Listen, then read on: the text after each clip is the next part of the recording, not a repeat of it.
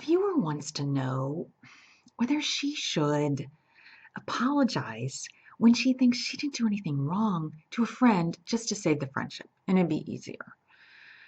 And she said she used to be a people pleaser and apologizing all over the place. Yeah, join the club. I used to be that way too. I'm so sorry. I'm so sorry. I'm so sorry. I don't even know what I did half the time. Oh, sorry. Blah, blah, blah. So you're like, excuse you. You're just when you apologize all over the place, it's like, okay, you can't be wrong every single time. And it's almost saying you're apologizing for yourself, that you're who you are. And yeah, it gets out of control, my point is. So if you really, truly, in your heart of hearts, believe you did nothing wrong and you've thought it out and you realize this friend is just being a drama queen or is completely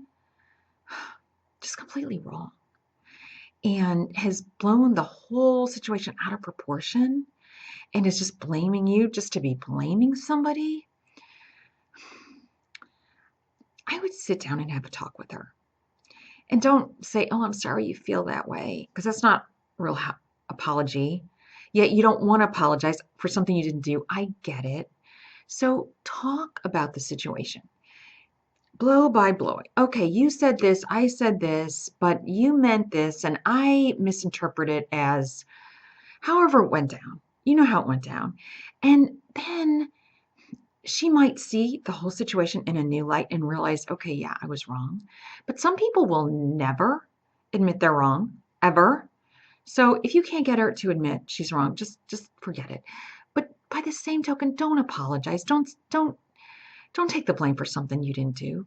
Just say, look, let's move on. Let's just forget this and let's move on. And it's the past. It's done. And let's just resume our friendship, basically. So you've kind of forgotten about it. But keep it stored here because if she does this time and time again and you become the scapegoat, okay, you got to rethink the friendship. And I'm not saying you have to drop her because you realize that is who she is. And if you want to stay friends with her, that's who you're going to have to deal with.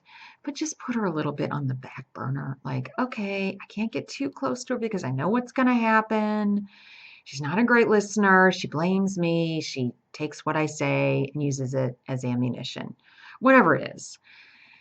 I mean, you compartmentalize friends. I mean, some are really close and you can tell them everything and they will keep it to themselves.